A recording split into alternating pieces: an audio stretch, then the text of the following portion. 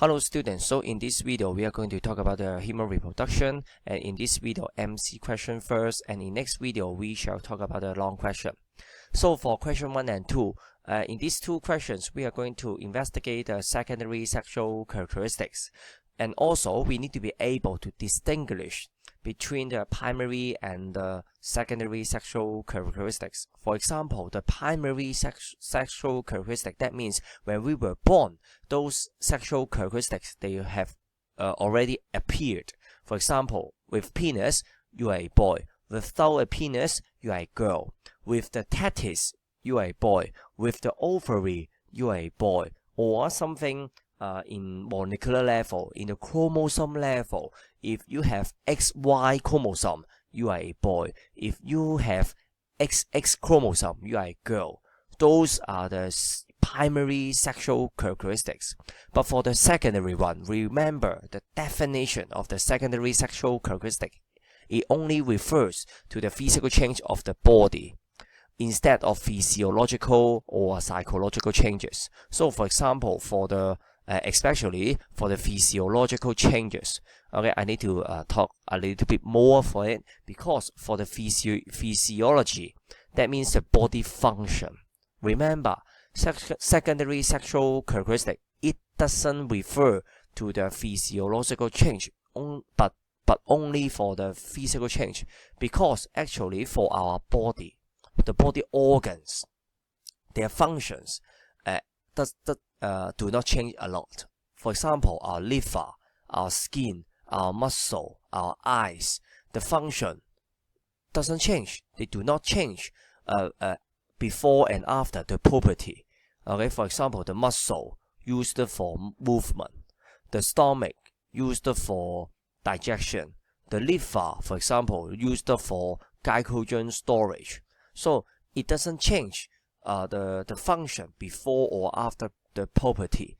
Okay, so the point is that when we talk about the secondary sexual characteristics, it only refers to the physical change. And also for the questions, beware of the keywords. For example, question 1, it asks which one is not the secondary sexual characteristic. But for the question 2, it asks which of the following is the secondary sexual characteristic. So beware of the question. Okay, read the question carefully.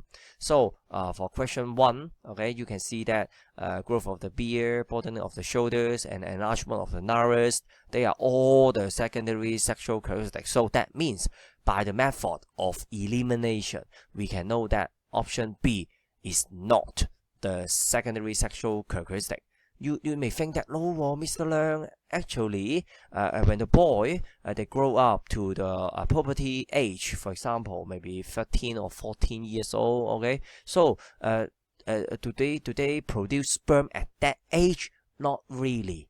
Not really. And even, okay, before this age, they can produce sperm. But, of course, the amount, the quantity, and even the quality of the sperm may not that good, may not that high. But the point is that for the body function, remember these concepts, body function, the function of the testis does not change before and after the puberty. Okay, it can produce sex hormone, it can produce sperm, but the point is that the time has not yet come before the puberty. Okay, the time has not yet come, so it doesn't perform his action at all.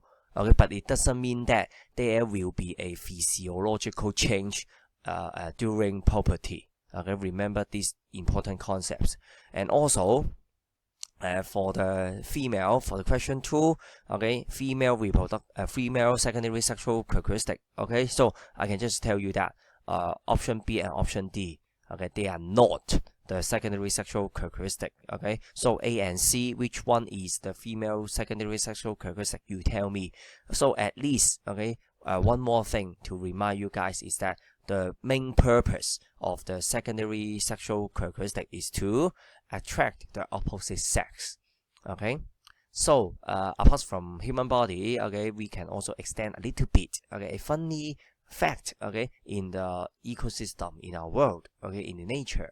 So you can see that many male, okay, organisms, they have a very beautiful secondary sexual characteristics. For example, the mane of the lion, okay, and also the tail of the peacock, okay. So actually, for human being, okay, I think, at least for me, in my opinion, those characteristics is very beautiful. And also, I think in the lion community, in the peacock community, okay, they also think that those male are very attractive, okay. So that's for the secondary sexual characteristic in other animal, okay, except human, apart from human. Okay. So for the next question, question 3, okay, we are going to talk about the functions of the reproductive structure, because the question is asking which of the following pairs of the reproductive structures in humans and flowering plants have the same function. So that's very important for us to recall the function first and then compare the functions. So at least you can compare them. For example, which of the structures they are going to produce the gamete, or which structure they are going to transfer the gamete, or which structure they are going to receive the gamete. So at least those different functions, so you can compare of them, okay, so compare them. And for example, for the petals, okay, in the insect pollinator flower, okay, they are brightly colored to attract the insect, something like that. So we compare it with the vagina. What is the function of the vagina? Vagina is a canal, okay, for example, for the baby, for the fetus to come out, for the menstruation flow to come out, or accommodate the penis. So at least after recalling all the functions, you can compare the functions after all. And for next questions, so it asks about which of the following action or processes cannot help the sperm to get into the uterus during sexual intercourse. So at least first of all, recall the process of copulation first, and then think about which structure or processes can help the sperm to move towards the egg for fertilization. Contraction of the uterus, contraction of the sperm duct, beating action of the sperm tail, and the beating action of the cilia on the oviduct are at least one hint for you.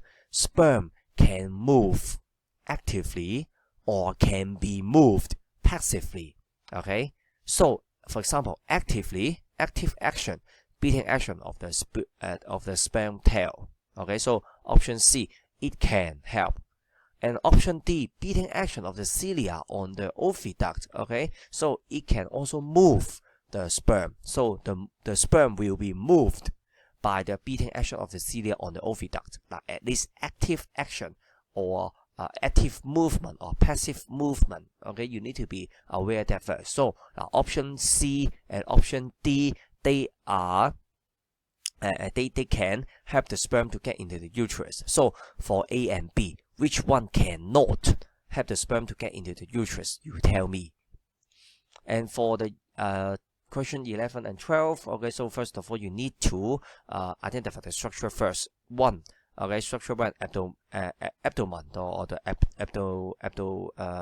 abdominal wall, okay, and also the second, uterine wall, and the third, placenta. So we call the function of this structure and think about which one is the muscular structure. Why do we talk about the structure? It must be muscular, because if they are muscular, they can perform muscular contraction for giving birth, because they can expel the fetus from the mother's body during birth. Okay, so the next question is that which of the following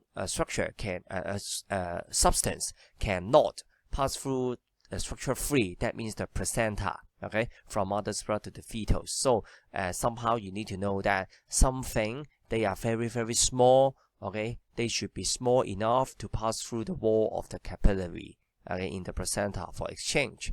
And also those substances, okay, always the gases, the nutrients, and the metabolic waste, okay, are for exchange. So in this time we are talking about something they will pass through placenta from mother's blood to fetus. So supposingly it should be something useful. Okay, it should be useful. Okay, but not waste. So at least you need to know that small and useful thing. Okay, and think about it. When a woman, okay, she gets pregnant, so any special reminder for her, or not to eat or not to drink or something like that, at least in this question you need to expand your thinking, okay, expand your mind. And the last question, we talk about the advantages of the breastfeeding. So first of all, you need to identify the need of the baby. Okay, very important concepts. Okay, for you to know that, what do the babies need, and also analyze the necessity of the substance mentioned in the question. For example, right amount of protein and fat. Very important. And also for the enzyme to help digesting the food, you need to think that whether does the baby produce the enzyme for digestion, or is it necessary for the baby to digest? Okay, so does the digestive system start to work at that moment? And number 3, mother's milk contain antibody that provide immunity to the baby. So you can think that the need of the baby, and is it very, very necessary for the baby to push up the immunity. Okay, so hope that this video can help you to deal with all the questions, all the MC questions. So any questions, you can leave your message in the message box below. Okay, bye bye.